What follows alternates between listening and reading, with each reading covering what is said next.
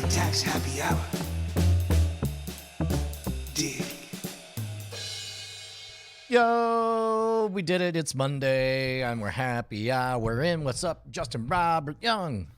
Man, what's going on, dude? How was your weekend? Was it a nice weekend? Yeah, it was very, very productive. I did, normally there's a lot of intending to get around to doing stuff, but turns out I actually did a lot of stuff. Well, that's good. That's good. Yeah, the it's the schedule is I don't know. I suppose, man, when you hit a production run and things are so tight down to the minute, it's really weird to get used to like an unscheduled day. I don't even want to call it a day off. Like you still end up working, but like you have nothing to adhere to, and you could just look at the buffet of things that you wanted to accomplish and then and jump in. Turns out I think that's a healthy way for me to operate. I like it a lot.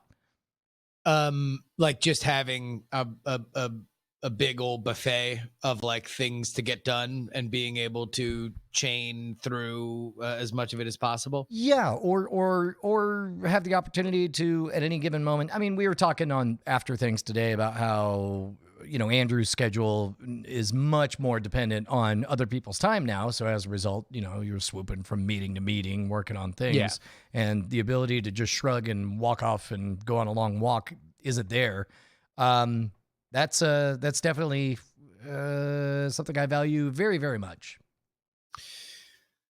Just being able to maneuver, being able to say like, all right, well, this takes this amount of time and blah blah blah. Yeah, or just shrug and say, I don't know, going for a walk, which is a thing I've not been able to do for quite a while. Yeah. Well, because you've been balls to the walls on Modern Rogue production, right? Yep. And then outside of that, a bunch of other stuff as well. Yeah. How long is it gonna last? Do you have clear skies for a little bit, or are you back to the grindstone soon? I think we get clear skies. Like we have a major thing to do this month, and then everything else is kind of flexible because we're just shooting ads here or there. We have to have. I have thoughts on what we could do for. I don't know. I don't want to get too in the weeds. It'll be off and on, but I think every week for the rest of the year, all 3 weeks of them, there'll be at least one unstructured day, which would be very nice. God, does this feel like the end of the year? Or does it feel like the promise of the end of this year is yet another disappointment that this year is going to lay on us when it doesn't inexplicably end? Man, I don't know, because I know that quite literally January 2nd, we have to go into another full-on production bubble, which is double work time for everyone. And it's all like, so it normally, like, the end of the year feels like the end of the year because you know that there's kind of that sleepy, drifty first couple of weeks of the year where nobody's really doing anything. Yeah. And it's like, that's not going to happen for me. It's going to be, hey, that was a great weekend. I don't know if it's going to happen for anybody. Like, it just kind of feels like we've all disrupted everything. Like, there used to be communal kind of rhythms to things, and maybe we do get back to it, right? Maybe we're actually craving it more than we ever have. But now everything has just been disrupted to the point where, all right, we're all just going to kind of be working at the maximum that we're going to be able to, especially since I think people are really kind of hurting now. Like, so it's like there's not going to be a lot of like, well, we're giving everybody some time off. It's like, no, everybody needs to work a lot because we all need to make sure this ship is afloat. Yeah. And I don't know what's to be done about it except for just one step at a time. Anything. If there's one thing that I think is kind of a defining characteristic of this entire experience is surrender, right?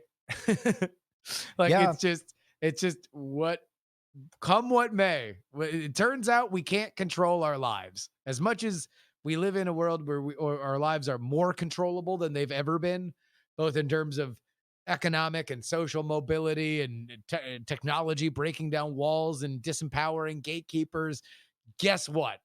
At the end of the day, a meteor could still end all of our lives tomorrow, and we just got that. That would be the full poop, and instead we just got a lingering fart of nature's wrath for a Lingering crop fart dusted of year. nature's wrath. It sounds like an excellent sci-fi movie. Oh, speaking of movies, surely you saw. We're living it, bub. No. Surely you saw all the Twitter brouhaha about the upcoming Lifetime movie. So yeah, number one, can we take a Check. Can we please take a victory lap on this one, Brian? Yeah. And Veronica. We should call Veronica. I don't know if she's had her kid yet, but me, you, and Veronica years ago Yep. predicted that the next phase of Is Brands fucking. Brands fucking. And we are now only a crossover away from this actually happening, because indeed Lifetime has gotten into the sponsored content game and decided to make a mini movie, Right. mini Minnie's doing the heavy lifting there. I mean, it's like, Yeah, okay, it's going to be a exactly. It's gonna 20-minute be sketch, basically. Okay. if that, right? Right. Like, yeah, I mean, I guess maybe they buy out, a half-hour slot where they also have KFC ads in between the thing that they've done, or it's just an uninterrupted, American telenovela about a very sexy Colonel Sanders played by Mario Lopez. You know what's funny is last night we got to the episode of Community where they do the simulated space adventure where they buy the old 1980s Kentucky Fried Chicken sponsored simulator. Yeah, man. Did you think they ever considered a white colonel, or did it have to be a non-white colonel? Did it have to be a Latin or a black or an Asian colonel? Oh, man. That never even popped into my mind. And, for everyone who flexes saying they don't see color, literally didn't even realize until you spoke those words that Mario Lopez wasn't white. You didn't? You weren't aware that Lopez? I mean, I guess it was so below my things I would notice. I didn't even notice. I would have to go back and do the math. Like if you said what race is the colonel, I'd be like, I don't know. Why did I think? And then I'd have to go back and then think. Wait a minute. All right, so you would I go literally white, didn't. I didn't even notice that it was a non-white person playing the colonel. Okay. And I don't we will get to that in a second. But you wouldn't immediately, if asked to say what the race of the mascot, the icon, the mascot. I know. I know that guy's white. Yeah, but if you said to me, hey, is the person playing Colonel Sanders white? I would have to go, I assume so. And then I would have to stumble across like figuring out whether or not Mario Lopez is white. And then like that's just how beneath the surface my attention is on that. Okay. All right. So now that we've cleared up your bona fides that you had not even thought about this, did you think that was a consideration? Or I am now having to think about it. And I believe like whatever in general the most jaded position is will instantly be what I assume the actual case was. So yes, I assume the moment someone got to Kentucky, somebody shouted, not a white person. And that's how it goes. Yeah, that's it's kind of amazing that KFC, you would think among the fast food restaurants, the most cancelable in our modern world, if we are all scored by God's eyes on a scale of 1 to cancelable, like certainly more than Arby's, I think right? More they than have Long John Silver's. I think they have the shield of Colonel Sanders being a real human being who lived not very long ago in the 1960s or 50s or whatever. Part of his story I is didn't even know he was a real person. Oh, really? No. His story's famous. He at the age most people are retiring, he took stock of what he had to offer the world, and he says, I've got a pretty good chicken recipe. So he goes to a chicken restaurant, or he goes to a restaurant, not even a chicken restaurant, and said, hey, I got a secret blend of 11 herbs and spices. I make some really good chicken. Have some. Here's the deal. How about you offer my chicken and I get a cut? And then they said no. And then the next person said no. And then the next person said no. And he slept in his car, and he kept a log of all the places he went to. And when he got to the 1,000th restaurant that told him no thank you, he went up to the 1,001st restaurant, and then the 1,002nd, and then the 1,003rd, and then eventually found a restaurant that gave him a chance, and it was a smash hit. And out of that came eventually the entire Kentucky Fried Chicken franchise. Holy crap. Yeah, you're right, man. Number one, hell of a life on this guy. You want to take a wild guess on when the real Colonel Harlan David Sanders was born? 21 maybe? 1890. No. But he lives until 1980. Dude. That dude literally transposed it. That's amazing. 1980. I had no clue that this man was a real person. Wow, that's crazy. That's crazy. Yeah, died December 16th, Louisville, Kentucky. That's his 40th death day. Happy 40th death day. So okay, I guess that makes more sense. I had always thought it was just kind of a troubling, not troubling, like stereotype. But something. He does look like a plantation owner. Yeah, a fictional character. Yeah. But yeah, I guess he just lived that life. That was like a real thing. This guy. Yeah. Although I'll bet you, I mean, if he's a real person, you could probably find just some dirt on him in his past. Yeah. Sure. Well, let's just say I don't know if I don't know if every private conversation old Harlan ever had was something that would be acceptable in 2020. What are you just making up aspersions and then thinking them and voice it out? I'm just saying it's culture changes, things change. Like, I'm not saying it's anything that he's like an awful person. There we go. Whoever is 1952, he franchised his secret recipe for the first time. Yeah. And he paid South Sanders 4 cents per chicken. 4 cents per chicken. Wow. So the first KFC was in Salt Lake City, Utah? Wow, that's amazing. That's wild. Yeah. That's crazy. So in 1964, at 73, he sold the corporation for $2 million, but then stayed on. I believe he stayed on as spokesman, and then they got rid of him. Then they brought him back in anyone can play him for him. It really, I mean, you would have to say that the stewardship of Kentucky Fried Chicken over the last 10 years has been like on par with Nike or ESPN or any of these like iconic ad campaigns. It's been very good, and they've needed it because they made some dumb cover-ups in the 90s. I think we've talked about this, but you know the stated reason that they moved from Kentucky Fried Chicken to KFC is they said they wanted to project a healthier image, and maybe they kind of retconned that into being true with their actions.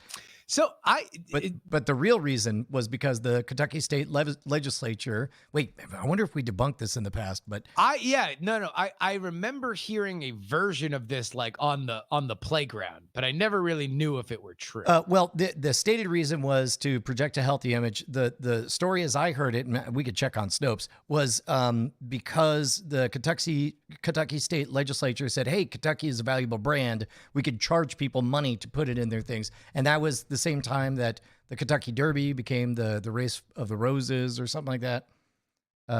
Kentucky license name change. That's a real shitheel move by the state of Kentucky. to like take these like iconic brands which bring nothing but pride to your state and be like, yeah, by the way, nice name. It'd be a shame if somebody took a little insurance out on it, huh? We're Kentucky. Hey, welcome to Louisville, pal. I'm walking here. Yep. I'm a Kentucky legislature. Hey, oh. Okay, here we go. Oh, there's the Snopes thing I'm thinking of.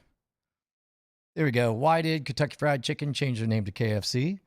And So no, that is different. The thing that I heard on the playground was that it wasn't legally chicken. oh yeah, and so no, they had that's to- definitely a yeah. playground thing. Yeah, Yeah. license. There we go.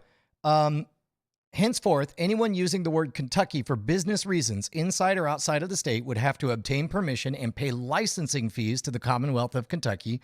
It was a brilliant scheme to alleviate government debt, but it was also one that alienated most of the famous companies ever associated with Kentucky. Hold on. I don't want to get all political here, but an unusual and brilliant scheme is a very interesting way to say a total shakedown for no benefit to these companies.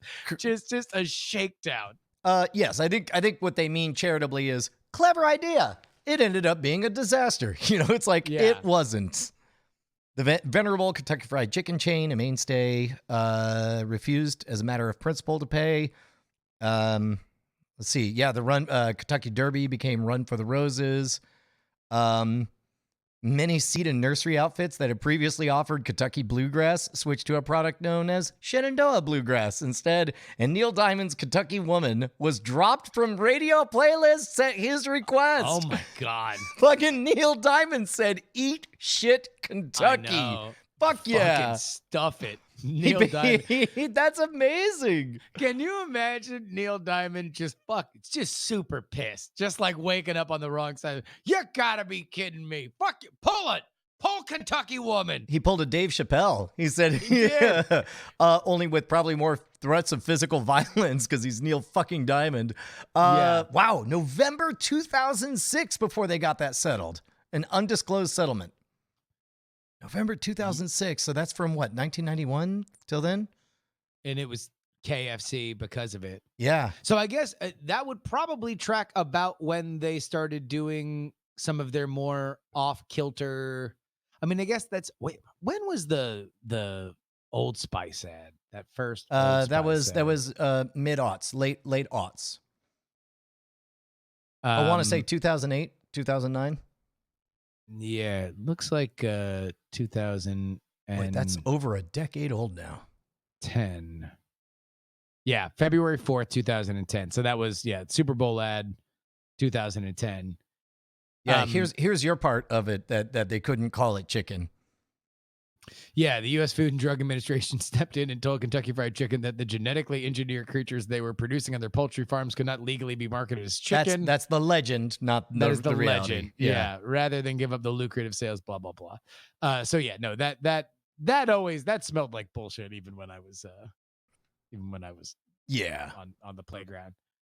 But yeah, I mean, lately, I mean, Kentucky Fried Chicken, especially considering all the trends seem to kind of like go against it. Like they are, of all the fast foods, they are like the least consumable on the go, like by tactile, like feeling and looking, feels the least healthy. Hold on, let me process that. What is the hardest fast food to eat on the go? Because I could grab a wing or I can grab a leg and eat it. I mean, I'm trying to think of anything that comes with soups. Definitely eat all right, Subway. Here's part, and you can tell me whether or not you want to factor this into the criteria. But to me, easy to eat on the go is like you are only really in the metal conversation if you can do it without reasonably needing a napkin. Like, so a burger or... See, that's why I like for me, I would actually rank KFC as easier to eat because to eat it properly, I don't have to add anything to it. Whereas like Taco Bell is a bad offender because if you get a soft taco, ain't no Taco Bell goes in my mouth without also having hot sauce, right? Yeah. So it's like now all of a sudden you got a production happening. So Taco Bell is actually very, very low on the car eatability. Yeah, Taco Bell out. Taco Bell's right out, right? Because I get Taco Bell at a drive-through. I'm stopping on the side of the street. If Yep. I'm in the car, I'm stopping on the side of the street and I'm housing it right there. Wendy's, I can eat driving. Yep. Yep. McDonald's, I can eat driving. Burger King, I can eat driving. Yep. Yep. I don't think I can eat. I mean, unless I get a sandwich Subway from KFC, I can eat it. Oh man. Driving. Well, if you get as many bell peppers as I do, that's a two-handed affair. You got to have an over and an under to keep that thing clamped down because it's so overflowing with bell peppers. And if you do the full foot long, man. Well, no, you're not doing the full foot long at the same time. You're going 6 inches at a time on a foot long, right? You don't get it cut in half? Yes, but it's still a two-handed operation because it's so overstuffed. Like that's between you, me, and the wall. Hypothetically, somebody was driving with his knees. Like I'm just saying, in theory, that would be the way I would imagine one would eat Subway. I would also not put Subway high on my list, mostly because I do like mustard oil and vinegar. And so like you're gonna get a little bit of drippage like out of the back. So that brings you into a napkin. That brings you into two hands. There we go. Sorry, I was having my own voice playback. So I would say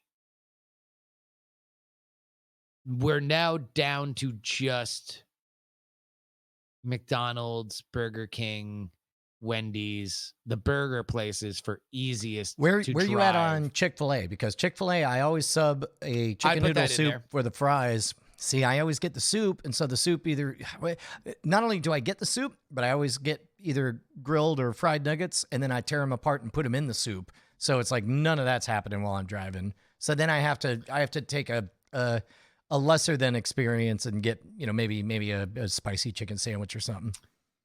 Yeah. I mean, if I go to Chick-fil-A, I'm getting the spicy chicken sandwich, and I can eat that with one hand while I'm driving. So I would throw that in the same category.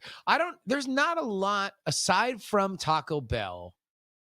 There's not a ton of stuff that requires a lot of prep work for me. Yeah, and now that I'm thinking about it, I need to revise and put KFC a bit lower because outside of a drumstick, none of those other pieces you can eat while driving. Everything else is a two-handed affair. I mean, and even then, all right, so let's say you're trying to drive while you're eating a drumstick. Sure, it comes with its own handle, a rarity in fast food. But at the same time, you're eating just that. Wiping it all over your fucking greasy mug.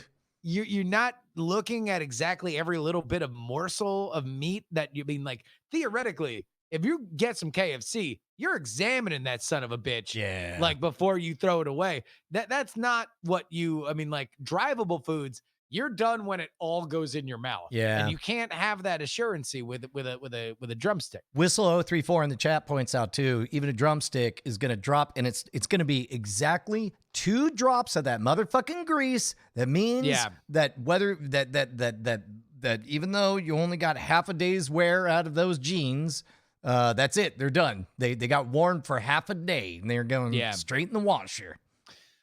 Where you at on Long John Silver? Once a year. It seems once a year, I think, oh, you know what I had in a long time? That is 1,000 times the amount that I would go to Long John Silver in a decade. Maybe once every other year. Yeah, like I went to Red Lobster last year. That was actually not bad. Oh, I will fuck with a Red Lobster. There's obviously an element of my wife's diet that I am restricted some of the let's just have some trash food. Yeah. And Red Lobster, man, those Cheddar Bay biscuits, hell yeah. I can go for some scampi, just some shrimp scampi. Oh yeah. The Bonnie found out she's allergic to lobster. And just to lobster or to other shellfish? Well, she just did just shellfish on the food side. On the seafood side. She did the full scratch test.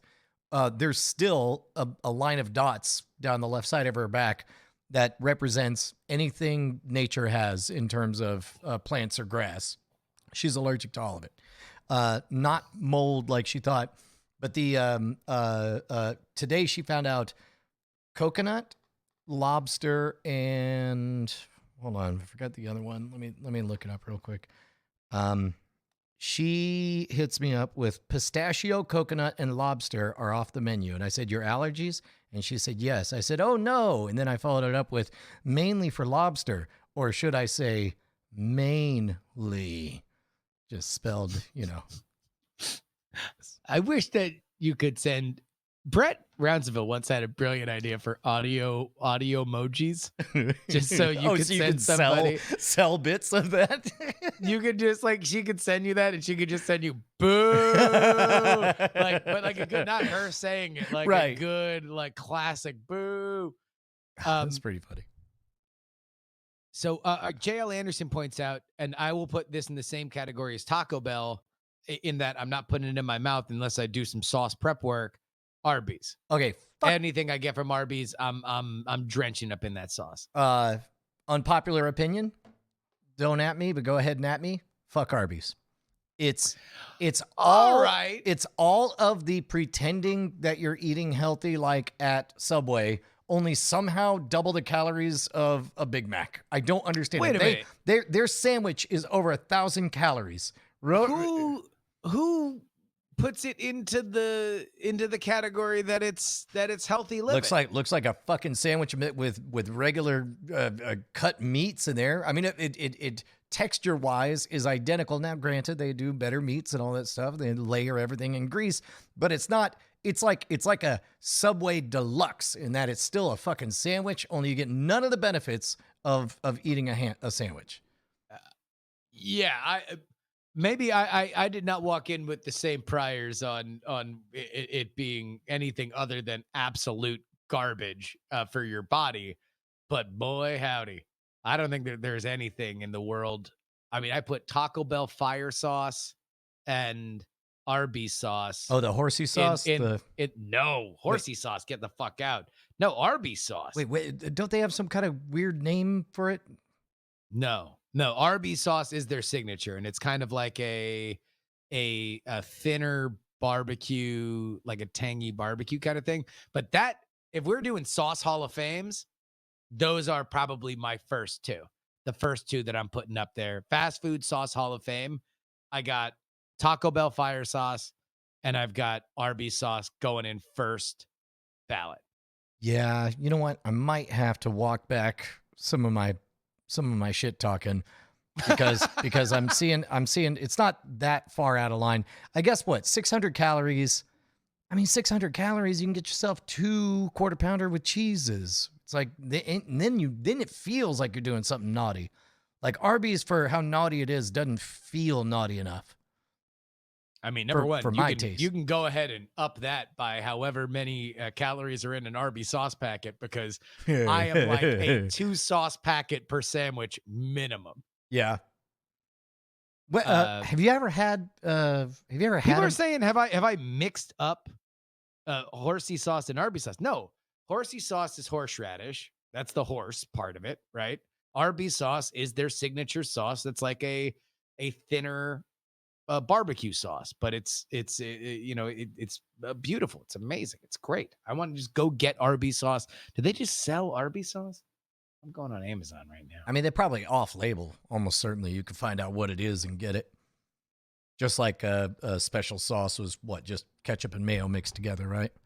Yeah. They don't do like a branded Arby's thing. I guess Taco Bell starts to do it now, but I guess it's most equivalent to, or at least I'm seeing here on Amazon, people compare it to the HP sauce in the UK, which I didn't think that necessarily tasted like that. But then again, who knows? You ever had one of them McRibs?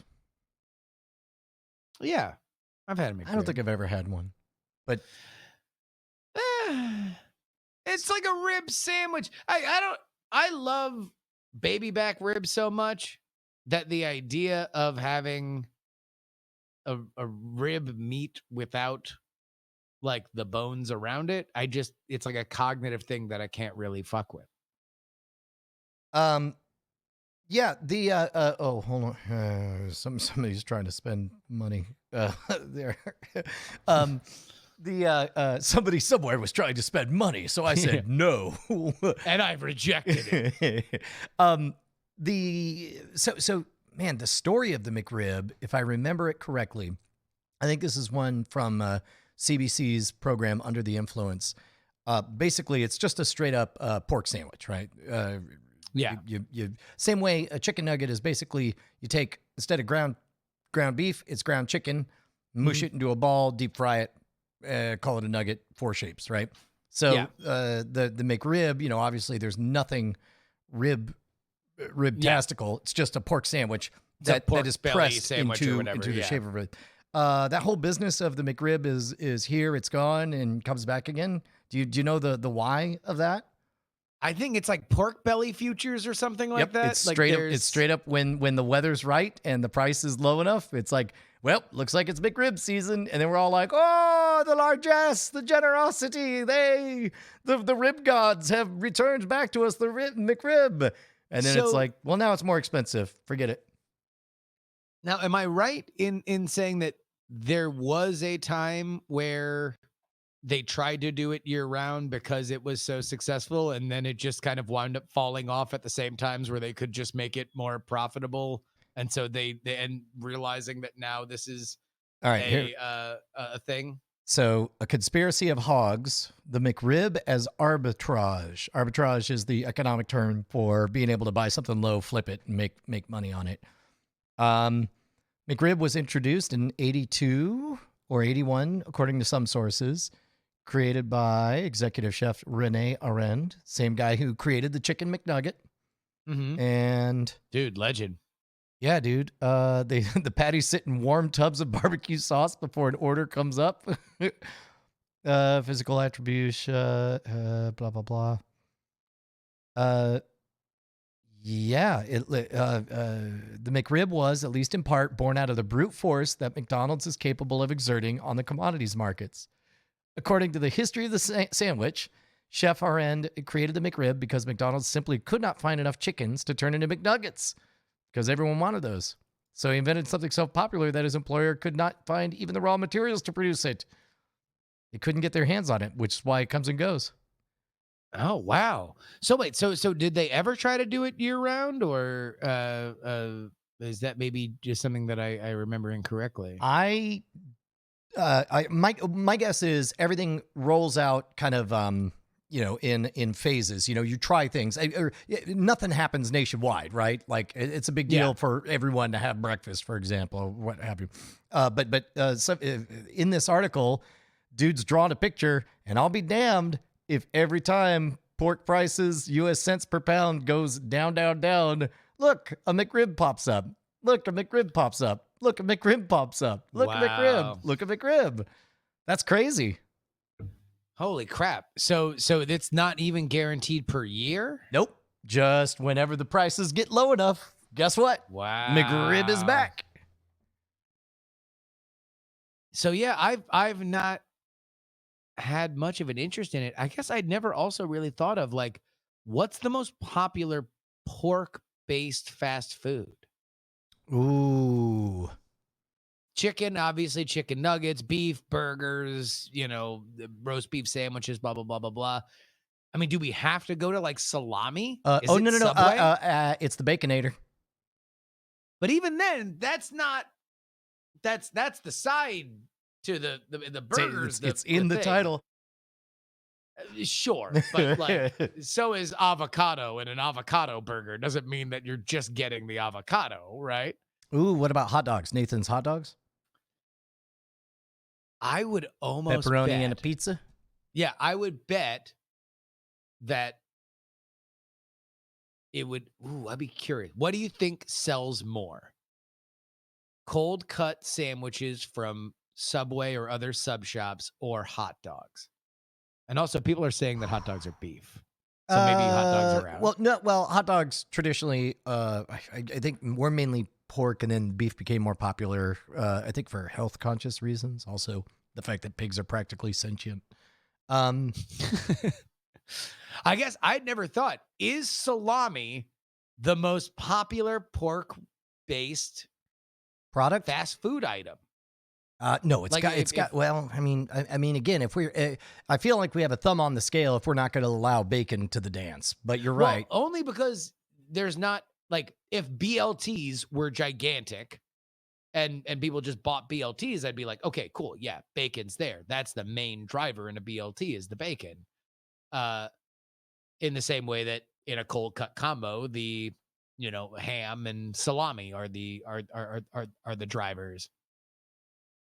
Yeah, man, cold cuts versus I have to go with hot dogs full stop, but I don't know if we're giving ourselves because cold cuts can be, obviously a lot of different types of meat.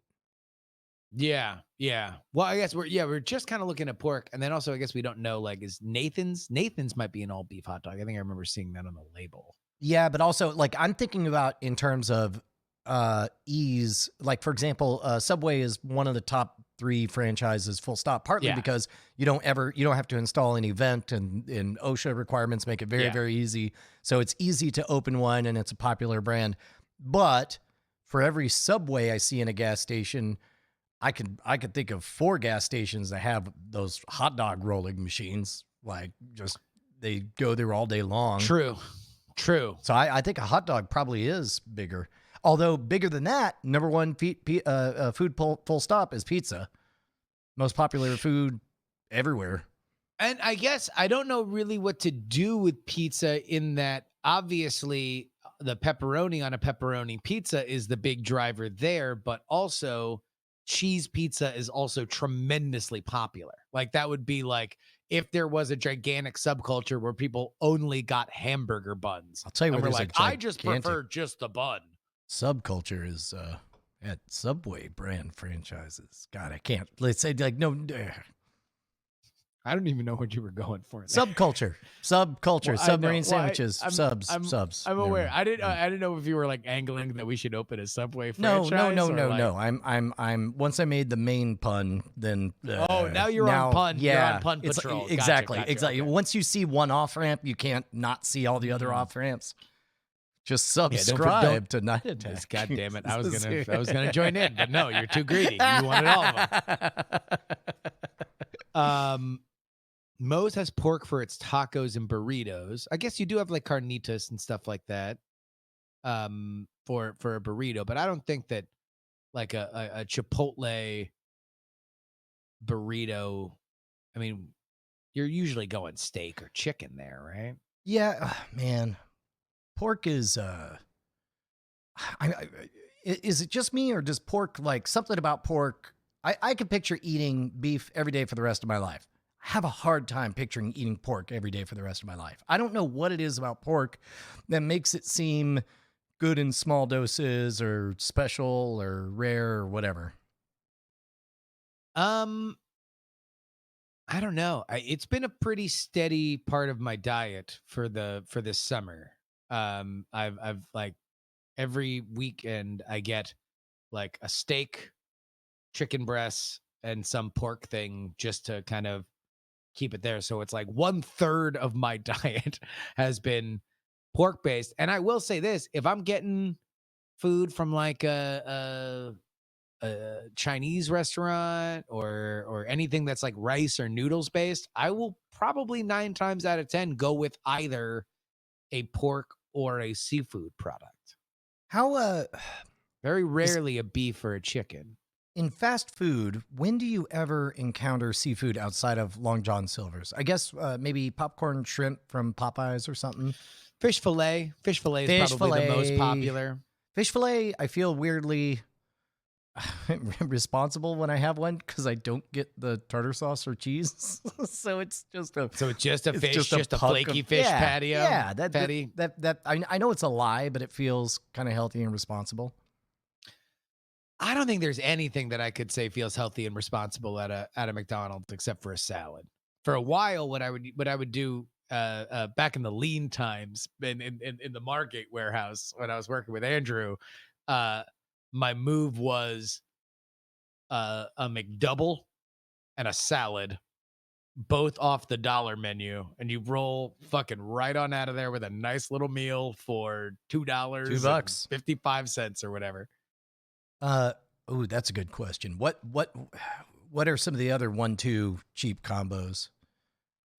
I mean, that's for $2 back in the days of 59, 79, 99 in the Taco Bell days.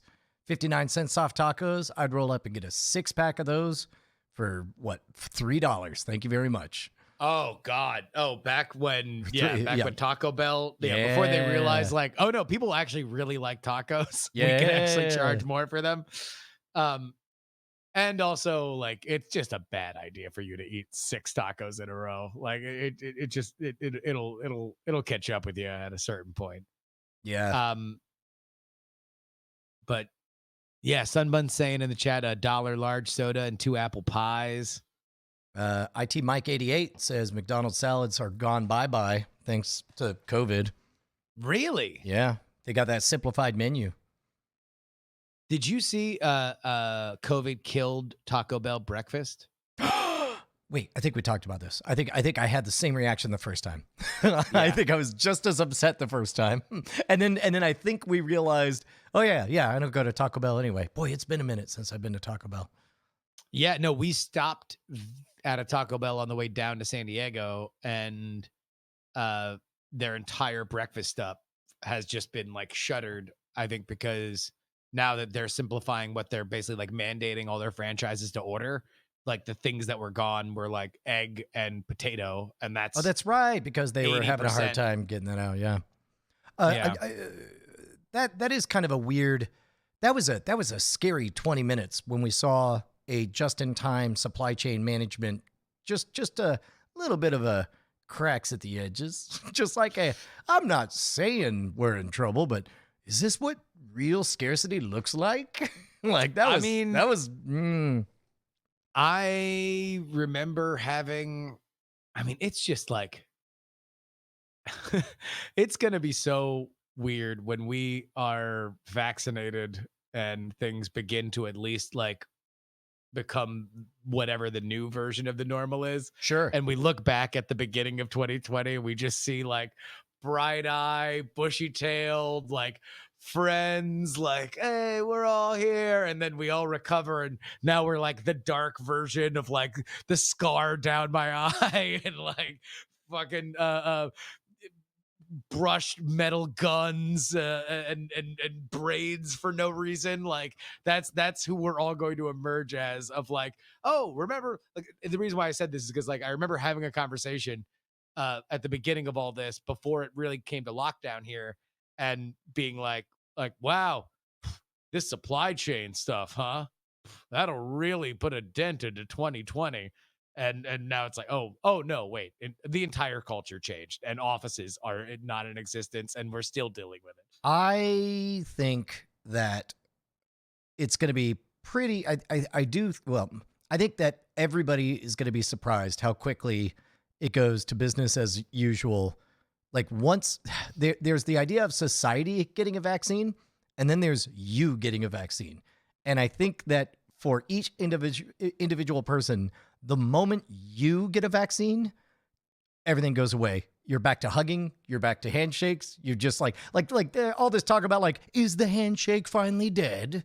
Are we going to bow like Japanese culture do? No, it is not. Well, because the handshake survived every pandemic before this one, and will be around after. That's a large part. There's another sub-war that's being fought that we have suspended, I think, identifying, and that is the battle between germaphobes and non-germaphobes. The germaphobes, for whom have just, God, they are loving it. This is like, sailing, like they are not only do they get their way and they have legally enforced compliance for everyone around them, but somehow it's socially appropriate now to wag a finger, and they are perpetually right on everything. Yes, and you have to fucking eat it. If you have ever like rolled your eyes at a germaphobe, no, now it's illegal and you're illegal and you deserve to go to jail for rolling your eyes at the germaphobe. So we're gonna go to jail for what, rolling your eyes? They do, and they're like I run the world now. I'm a germaphobe. So what I think is going to be the difference is like, especially here, man, dude, the Bay Area, there's a lot of pods, a lot of U-Hauls. Like the last thing I saw was that 100,000 people had left San Francisco. I would imagine that some, number close to that have left Oakland. Like a lot of these businesses have just kind of shuttered up, and uh, uh, uh, I don't know. People are coming back. I don't know. Like honestly, especially all these tech companies. I don't think that these tech companies are going to be the ones to start snapping their fingers and say, y'all got to be back in the office in 2 weeks, no matter where you're living. I think that they're going to change their ways of going about things. And I don't know whether or not people are going to be like, yeah, no, I need to go back to a place where I'm on public transportation, whether or not they think that it's safe or not. Like, I think that that's something that's going to be on people's minds, at least in this culture for a little bit. I just kind of wonder. I just wonder what's on the other end of it. Yeah, we were wondering how long. Now, weirdly, I think. Hmm. Yeah, I don't know. Which do you think comes first? The backlash against masks or the return of the handshake? I mean, I think we're already there on one. Oh, no. But there's not. but also I anti-masking is I think socially on its way out. It's increasingly indefensible. all I'll say is this: I have not seen any protests where it's like we shake hands. Yeah, no, fair we enough. shake Fair enough. hands. Fair enough. And also I think that like the mask stuff, there is a even the most ardent, we need to take care of each other, blah blah blah, people are like, I can't wait until we've completed our tasks so I can take my mask off. I think that there's some of those same people who are like, if I could never shake another hand for the rest of my life and not be looked at as a psychopath or Rain Man, then I would love it. And so this is their chance, and they are going to push for it as hard as they can. I totally believe that. I also totally believe they will not be successful at all. Oh, not by my hand, brother. I'm gonna stick like, well, and then I'm gonna have all my old, like, the 50s salesmen like, well, leave me hanging there, huh, pal? All right. And I'll do like a ghost handshake. Fuck it. No, I love handshakes and hugs. Like, I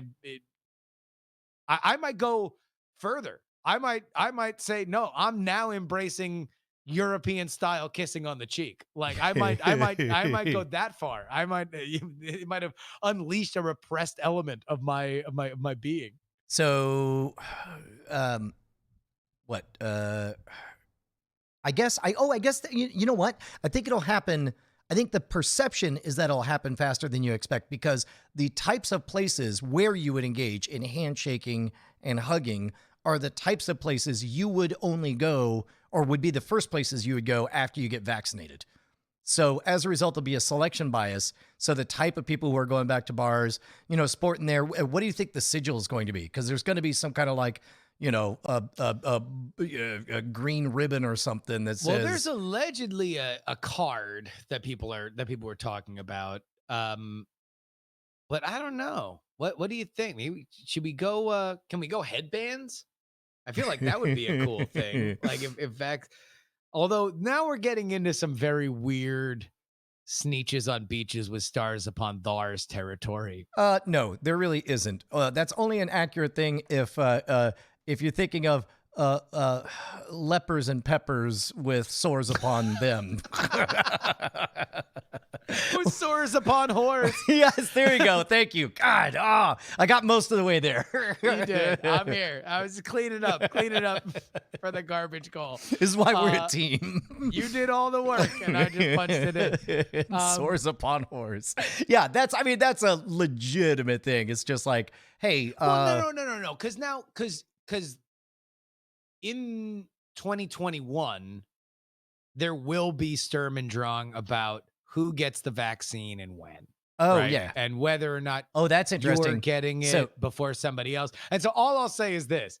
If, let's say, we all get it, that me, you, your family, and Ashley, and we get it, and then we go and we all fly to Vegas with a bunch of other people that have it, and we're having a big old party, I can see a world in which we're all posting on social media and there's like, oh, red headband fuckos who fucking paid their way to the front of the line. Whether or not it's the case, like there's going to be a, why do they get to live life and I don't get to live life? Well, and that's why I think there'll be sort of a coy, that's a really good social pressure question. And I think there'll be a coy counter response where, look, I'm not going to say why I have antibodies.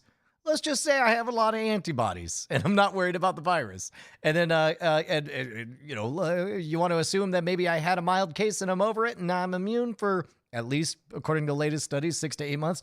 Oh, by the way, man, you want to talk about a delicate dip of a toe in the water is being in public and casually, you know, just sort of saying, like, I told you about the emails I got where it's like, hey, man, I know you're joking about going out to restaurants and stuff. Yeah. And I was like, no, but you're acting like you are immune. And and then it's very, every time a new study's come out that has only pushed the, we feel comfortable saying that you're immune even longer into the future. I'm just like, ha, go to that Torchy's. I'm gonna get them tacos. Yeah, I mean, look, I think that there's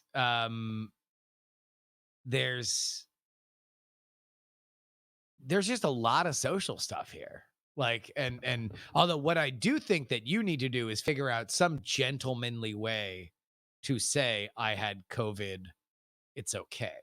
Like, is there like a like, oh, I was visited by Tom Scratch 2 months ago or something like that. I mean, like just I right now, my current move is to just blurt out, I already had COVID. You want a hug? Free hugs.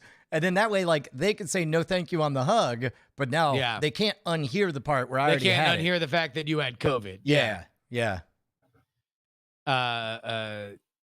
Yeah, I guess that's Gambling Man is saying, hey boss, I'm immune. I guess you could say like, oh, don't worry. I have I mean, immune is a loaded term, but like I've had the antibodies for 3 months. I say, can't get it, can't pass it on. You want a hug? And then that way you always end on that uptick of well, do I want a hug? And then it's like, no, I'd prefer not to. I'm like, cool. Then, but now you know. Yeah. Man, this stuff. I can't believe we're still fucking talking about this. Can't believe we're still doing happy hour. Oh, yeah. Like it is just nuts. It's nuts like that we started this thing as like, hey, like, well, while we're all at summer camp, we might as well start a band. And here we are, fucking still rocking in the free world. Yeah, I guess I don't know. We keep making noise about like, well, we can't do this forever. And then meanwhile, currently looks like we're gonna do this forever. Like I don't know what that looks like in terms of our schedule. It's not like we're getting let out of our pens anytime soon. Well, I'm about to go back into it too. Well, and we're about to do another production run. I don't know. It's nice. It's nice that we're able to sort of sprinkle these here and there as nice surprises. Yeah. You know, I mean, I think it's a good release valve, and I mean, the happy hours are a great release valve. In general, you know, I just like talking to people. I like talking to you, and like keeping in touch with the. I'll tell you what, man. Our crowd. keep a conversation afloat game is well honed thanks to 2020. Like zero prep, True. just go, and then Just suddenly an hour has gone by, and nary a blip. And I guess with that, you know what that means? That means we're up against it. Oh, It does. all right, we'll see you guys tomorrow. Real Ass Night Attack. RANA. Yeah. Oh, by the way, I'm glad I was able to keep things going, but we do have a resolution to the caper that was started on the last Night Attack. Oh yeah. There's a new kid in town on the Brushwood block. We'll talk about that on the show tomorrow. All right, we'll see you guys. Happy hour.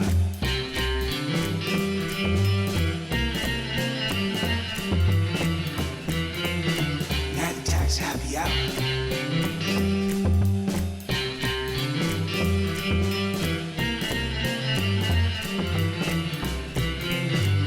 Nat Jack's happy hour.